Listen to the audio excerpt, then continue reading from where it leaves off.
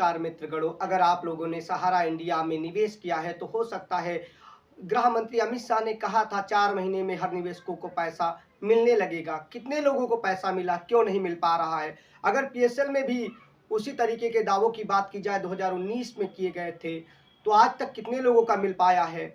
और मथुरा के आसपास कल्पतरू कंपनी आती है, उनके कितने निवेशकों का पैसा मिल पाया है? ऐसी कंपनी और ऐसे शासन प्रशासन के दावों में क्या सच्चाई है? क्या गोल मोल घुमाना और गुमराह करना इन लोगों की फितरत बन गई है? कितनी एजेंसियां हैं, कितने लोगों का पैसा जो आम निवेशकों से लिया गया है, क्यों नहीं समय से मिल पा रहा है?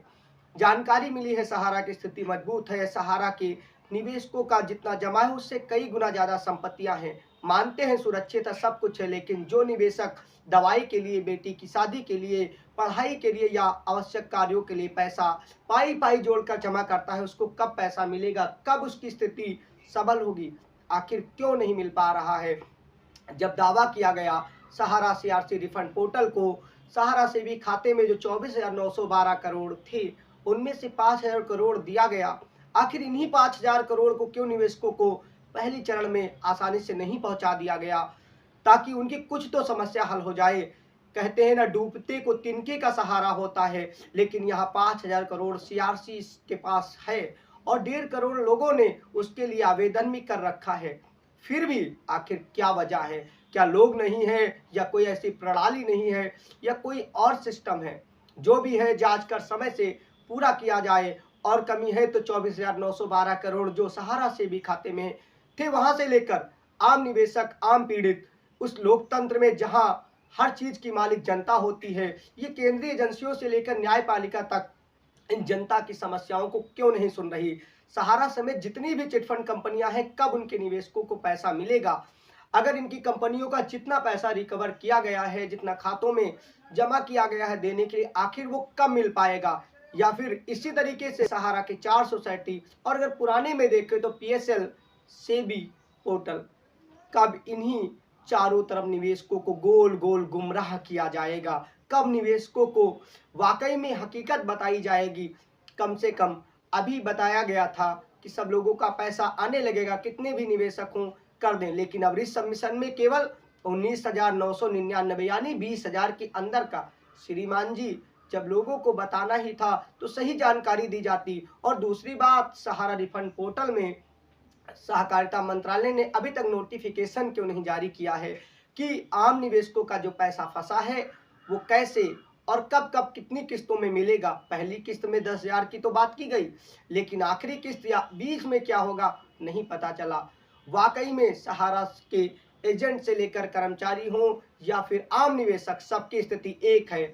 शासन प्रशासन से लेकर न्याय व्यवस्था के चारों तरफ इतनी ज्यादा समय बीत गया है, इतना ज्यादा कि गोल गोल घूम रहे हैं।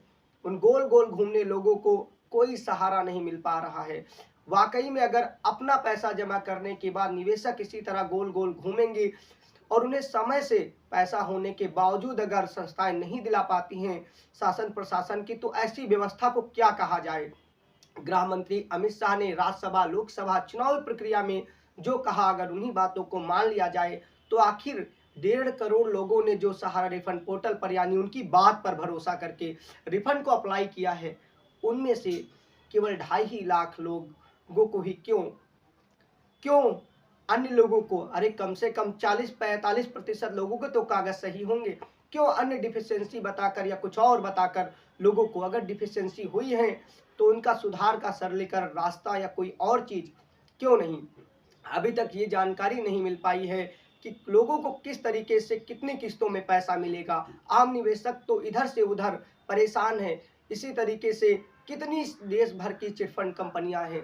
अगर प्रशासन आम निवेशकों के पैसे की रक्षा सुरक्षा नहीं कर पाता है तो क्यों ऐसे संस्थानों को लाइसेंस दे दिया जाता? ग्रामीण इलाकों में एक चीज कही जाती है, ऊपर से नीचे तक सब एक जैसे हैं, यानी नेता, राजनेता और उद्योगपति सब एक थाली के चट्टे बट्टे हैं।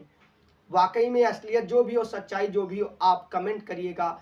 अगर वाकई में सरकार या प्रशासन जो जनहित की बात यानी जनता के साथ खड़े होने की बात करती है, आम निवेशकों का पैसा दिला पाती है, तभी तो जनभावना रहेगी, नहीं तो अपने पैसे के लिए दर ठोकर खाने वाले की स्थिति क्या होती है और वो उसकी साथ क्या बीतेगा, वो क्या सोचता होगा, ये भी लोकतंत्र और बैंकिंग सिस्टम के प्रति अविश्वास की भावना पैदा करने वाले दृश्य होंगे। बहुत से आदमी अब प्राइवेट सेक्टर में या ऐसी कंपनियों से दूर भागते हैं नाम सुनते ही, क्योंकि जब अपने पैसे के लिए वो दर-दर की ठोकर खाएँगे, कोई उधार लेकर आता है, कोई दुनिया छोड़कर चला जाता है। यही स्थिति एजेंटों के साथ भी होती है, किसी को घर-बार छोड़ना पड़ता है, तो कई ने तो ऐसे कदम उठाए जिनकी हम बात ही नहीं कर सकते। लेकिन बेहद दुर्भाग्यपूर्ण स्थिति एक लोकतांत्रिक देश में है कि आम निवेशक ही परेशान है और आम लोगों का पैसा आज तक गोल गोल गोल घूम रहा है, यानी पैसा वहां होने के बावजूद जितना है उतना भी प्रशासन नहीं दे पा रहा। कि किसकी कमी है, क्यों? अगर शासन है, प्रशासन है, तो कम से कम सोचिए और व्यवस्थाओं को दुरुस्त करे, नहीं तो चुल्लू भर पानी उनके लिए भी काफी है। जय हिंद।